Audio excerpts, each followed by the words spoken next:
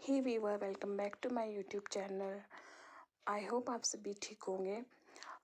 तो जैसे आपको पता है, मैंने BEd first semester paper 1 childhood and development years के कुछ टॉपिक शेयर कर रही हूँ आप लोग के साथ।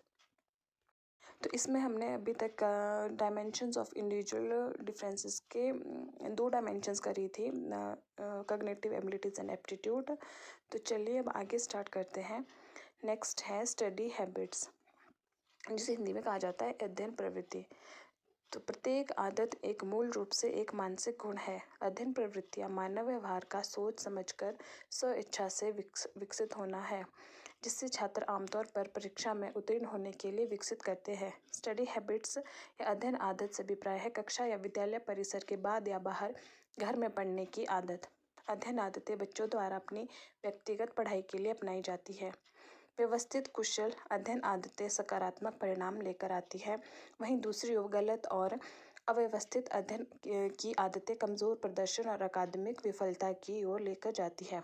उचित वातावरण और पथ प्रदर्शन द्वारा विकसित की गई अध्ययन आदतें सकारात्मक अकादमिक परिणाम का कारण बनती है। तो जैसे कि नाम से पता चल रहा है स्टडी हैबिट्स का मतलब है कि हम जो पढ़ाई की जो हमारी आदत है वो कैसी है। अगर हम पॉजिटिव या मतलब हमारी इफ़ेक्टिव है, पढ़ने की आदत है, एक कंटिन्यूटी में पढ़ते हैं, एक टाइम टेबल के अकॉर्डिंग पढ़ते, तो ऑब्वियसली हमें रिजल्ट भी अच्छे मिलेंगे। पर कमज़ोर स्टडी हैबिट्स के चलते हैं जो हमें एकेडमिकली फेलियर का सामना करना पड़ सकता है। तो आगे चलते हैं। विद्यालय में अध्यापक और घर में माता पिता छात्रों को अच्छी अध्ययन आदतें विकसित करने में मदद कर सकते हैं। अतः यह माता पिता और अध्यापक की जिम्मेदारी है कि अपने बच्चों में अच्छी अध्ययन आदतें विकसित करें। छात्र अध्ययन की आदतों में भी बहुत तरह से अंतर दिखाते हैं, अर्थात अलग अलग छात्र की पढ़ने की आदत भी अलग अलग होती है। उनमें से कुछ निम्नलिखित हैं। जैसे कुछ छात्र अच्छी और प्रभावशाली अध्ययन आदतें अपनाते हैं जो उन्हें सकारात्मक शैक्षणिक परिणामों की ओर ले जाती है, वहीं दूसरी ओर कुछ बच्चे कमज़ोर अध्ययन आदतों के चलते अकादमिक रूप से पिछड़ जाते हैं। छात्रों का किसी भी विषय को पढ़ने में दिया जाने वाला समय, रुचि और तरीकों में भी अंतर देखने को मिलता है। कुछ ज़्यादा टाइम पढ़ते हैं, कुछ थोड़े टाइम पढ़ते हैं। उनकी किसी विषय को पढ़ने की अभिरुचि और राय रुचियों में भी अंतर होता है। कुछ सिर्फ परीक्षा में पास होने के लिए पढ़ते हैं और कुछ विषय वस्तु को समझने के लिए, गहराई से समझने के लिए का प्रयास करते हैं। नेक्स्ट है, कुछ बच्चों को एकांत में पढ़ना पसंद होता है तथा कुछ बच्चे कहीं पर भी पढ़ लेते हैं। कुछ बच्चों को पढ़ने के लिए दूसरे के साथ की आवश्यकता होती है, वहीं दूसरी ओर कुछ बच्चे स्वप्रेरित होकर पढ़ते हैं। कुछ बच्चे ज़ोर से पढ़ते हैं तो कुछ मन में ही पढ़ते हैं। कुछ बच्चे एक नियमानुसार टाइम टेबल के अनुसार पढ़ते हैं, वहीं कुछ बच्चे कुछ टाइम के अंतराल के बाद बीच बीच में पढ़ते हैं। कुछ बच्चे जल्दी चीज़ों को समझ लेते हैं और कुछ याद कर लेते हैं, वहीं कुछ बच्चों को समझने और याद करने में समय लगता है। तो ये था स्टडी हैबिट। अब हमारा नेक्स्ट है सेल्फ कॉन्सेप्ट। ये भी कॉग्निटिव एबिलिटीज़ में आता है। तो इसको हिंदी में आत्म संप्रत्यय कहते हैं। तो चलिए आगे बढ़ते हैं। जैसे जैसे बच्चा बढ़ता है और विकसित होता है, वो अपने आसपास के वातावरण में उपलब्ध चीज़ों और घटनाओं के बारे में अपनी अवधारणा की क्षमता को विकसित करना शुरू कर देता है। समय के साथ बच्चा अपने आसपास के लोगों, वस्तुओं को परखना और समझना शुरू करता है और उसके मन में उन चीज़ों के प्रति उनके व्यवहार अनुसार अवधारणाएं बननी शुरू हो जाती हैं। तो सेल्फ कंसेप्ट का मतलब है कि जैसे हम अपने बारे में हमारी क्या सोचना है, क्या धारणा है, उसको सेल्फ कंसेप्ट कहते हैं। ये पॉजिटिव भी हो सकती है, नेगेटिव भी हो सकती है। इसी प्रकार कोई व्यक्ति अपने बारे में क्या सोचता है वो उसका आत्म संप्रत्यय कहलाता है। किसी व्यक्ति का आत्म संप्रत्यय उसके आसपास के वातावरण की क्रियाओं का समावेश होता है। इन क्रियाओं में उसके वर्तमान और भूतकाल के अनुभवों का समावेश होता है। आमतौर पर देखा गया है कि लोग अपने बारे में कोई धारणा बनाने में ज़्यादातर दूसरों के विचारों और धारणाओं को अपनाना उचित समझते हैं।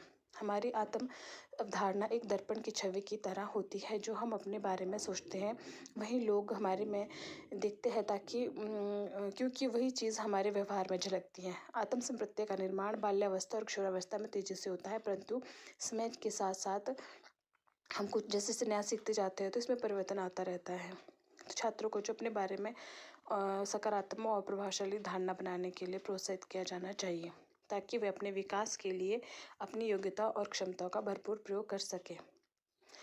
तो सेल्फ कंसेप्ट वही हुआ कि जो हम अपने बारे में कंसेप्ट होता है किसी भी व्यक्ति का, तो हमें जो अपने बारे में पॉजिटिव सेल्फ कंसेप्ट रखना चाहिए।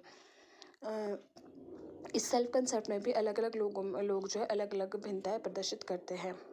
तो एक अध्यापक होने के नाते जो है अध्यापक को छात्रों को पॉजिटिव सेल्फ कंसेप्ट विकसित करने के लिए प्रोत्साहित करना चाहिए।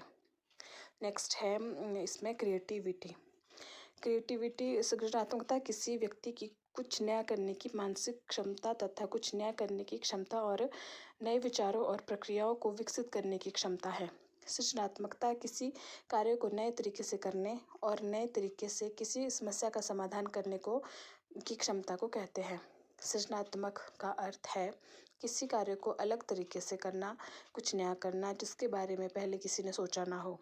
सृजनात्मकता चीज़ों को अलग नज़रिए से देखने और करने की एक आंतरिक क्रिया है।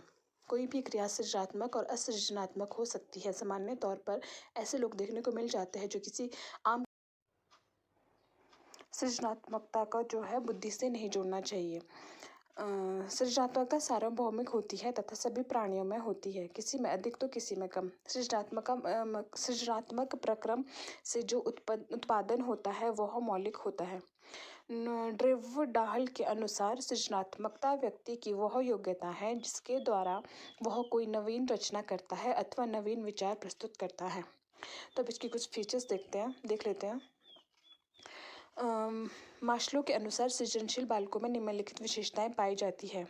नंबर 1, सृजनशील बालकों में विरोध को सहने की अधिक क्षमता होती है। सृजनशील व्यक्ति नए तरीके का नए प्रयोग करने और विफल होने से नहीं डरते हैं। और नेक्स्ट है, सृजनशील बालक एक स्वच्छ एवं आत्मसिद्धि करने वाला होता है। नेक्स्ट है, सृजनशील बालक तत्क्षण कार्य करने में सक्षम होते हैं।